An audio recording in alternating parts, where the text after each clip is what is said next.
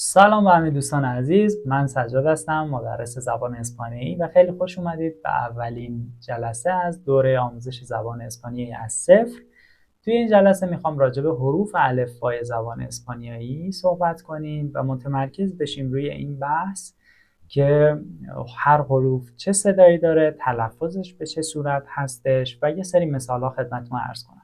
دوستان طبق تجربه‌ای که من داشتم توی کتاب‌های آموزش زبان اسپانی مثل آولا اینترناسیونال پلاس، پریسما، نوئو اسپانیا و سایر متدها یا کتاب‌های در دسترس توی بازار متاسفانه این مبحث رو به درستی بهتون آموزش ندادن.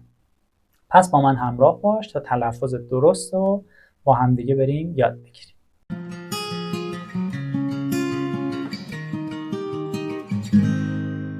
خب el alfabeto español o el abecedario español، الفبای اسپانیایی دوستان. خب دوستان بپردازیم به حروف الفبای زبان اسپانیایی. حروف الفبا در زبان اسپانیایی دوستان 27 تا حروف داریم. در زبان انگلیسی 26 تا داریم. خیلی شبیهن حروف الفبای اسپانیایی به زبان انگلیسی، با این تفاوت که یه سری نکات داره، یه سری تلفظای متفاوتی دارن بعضی از حروف. قبلا دوستان 29 تا حروف بوده، ولی در واقع رئال آکادمی اسپانیا از سال 2010 تصمیم گرفت حرف چه و دبل ال رو حذف کنه از حروف زبان اسپانیایی و حالا کلماتش هست ولی گفته چه میشه مثلا سی و آچه هست، در واقع از ترکیب این دوتا به دست اومده و خودش یه حرف محسوب نمیشه. حالا اینش مهم نیست، مهم نکته اینه که دوستان اگر در زبان انگلیسی 26 تا حرف داریم، در زبان اسپانیایی 27 تا حرف داریم، یه انیه اضافه هست. خب که بعدا بهتون نشون میدم، شبیه ان روش یه آی کلاهدار هستش. حرف اول حرف آ هستش، اون بالا ما نوشتیم، بالای اسلاید رو ببینید، آی بزرگ و آی کوچیک که آ یا ا خونده میشه. خب مثل چی؟ مثل الفابتو. الفابتو میشه حروف الفبا. امیگو دوست، معنی دوست میده. آولا، آولا معنی درس میده، کلاس درس میده. حرف بعدی حرف ب هستش. ب مثل چی؟ مثل بین، بسو، بلانکو.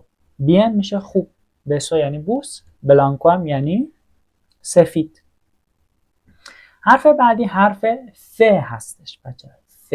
خب ولی این سه بعضی وقتا که خونده میشه، بعضی وقتا ف خونده میشه. کی که خونده میشه؟ وقتی حروف صدادار مثل آ، او، او، کنسونانته در واقع بعدش بیاد میشه که، مثل کاسا خونه، کلور رنگ، کورسو کورس درسی، کرما میشه خامه، کرم. حرف بعدی عذرخواهی میکنم، اگر بعدش آی و ای بیاد دوستان، آی و ای باعث میشه که تلفظ بشه ف بین دندونی، مثل think توی انگلیسی، در واقع همون تی اچ انگلیسیه. فینه سینما، فرو صفر، عدد صفر، سیلو آسمان. بریم بعدی. خب پس این نکته رو متوجه شدید، خیلی مهمه که بعدش چی باشه، بعدش آ او یو باشه، که خونده میشه، آی و ای باشه، سه خونده میشه. حرف بعدی حرف چه هستش که گفتم اینو حذف کردن، گفتن از ترکیب سی و اچ، مثل چیکو، موچو، کوچه. چیکو میشه پسر، اگه بخوایم مؤنثش کنیم میشه چیکا، دختر، گرل. موچو یعنی خیلی، موچا دوباره همونجور مؤنث شد، کوچه میشه اتومبیل.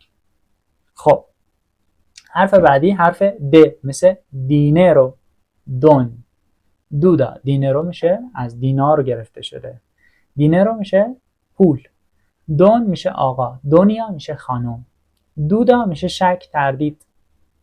حرف بعدی حرف ا هستش، اسفرا فضا، اسفرا جو، فضا. استودیانت استودنت دانش آموز، اورو یورو. خب ا خونده میشه.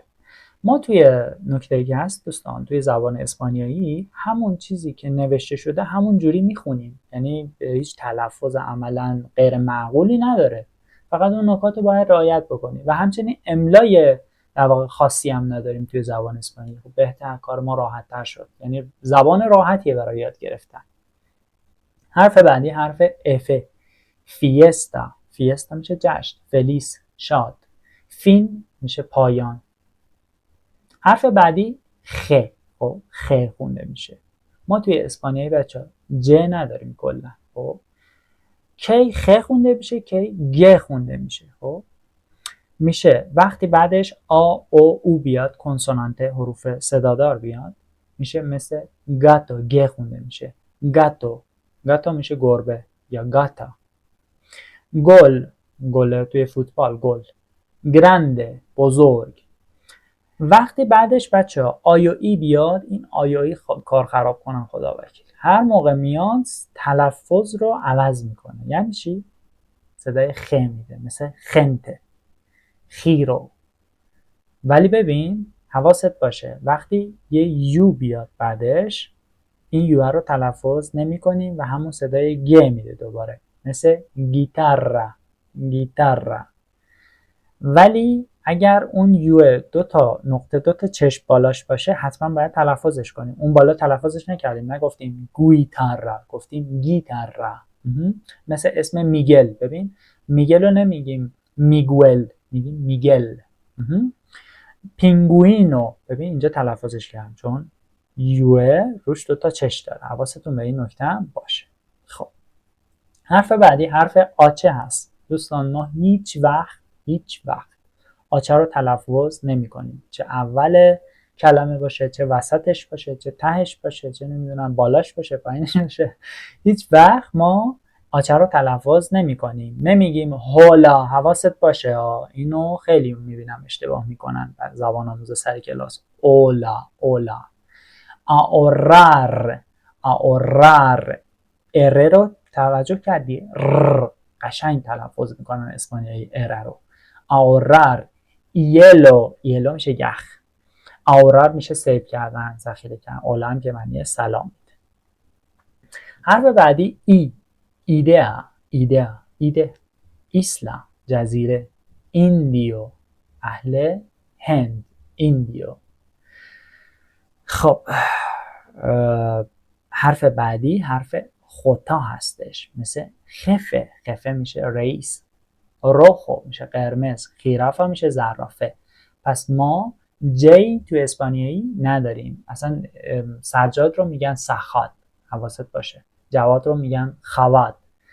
مثلا خاویر، مثلا جاوی نمیگن. اون توی کاتالانه که شاوی میگن و اینا ژ خونده میشه.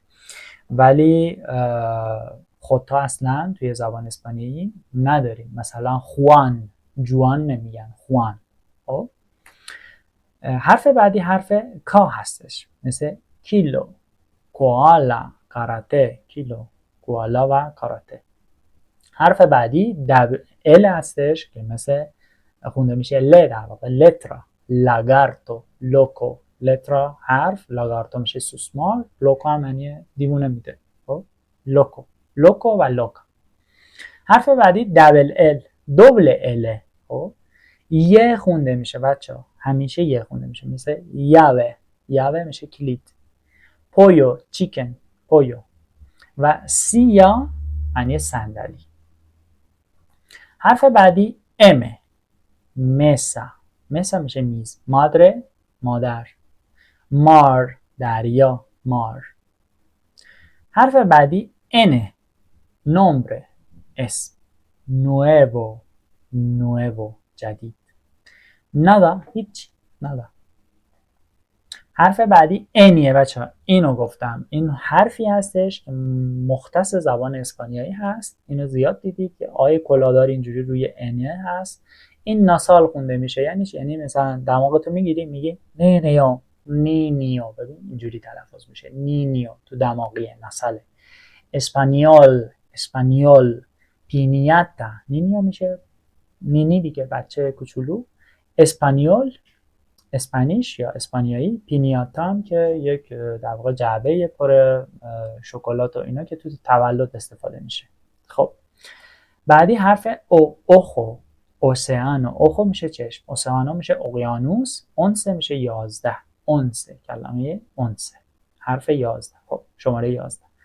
پ، پوکو، پوکو، پرو، پوکو میشه کم، پرو میشه سگ، داگ، پلوما میشه پر پرنده ها که باش می نویسم، پلوما. حرف بعدی کو. بچه ها یه نکته اینجا باشه، بعد کو اگه آی و ای بیاد، خب یو حذف میشه از اون وسط. مثل چی؟ مثل موسکیتو، نمیگم موسکویتو، حواست باشه، موسکیتو.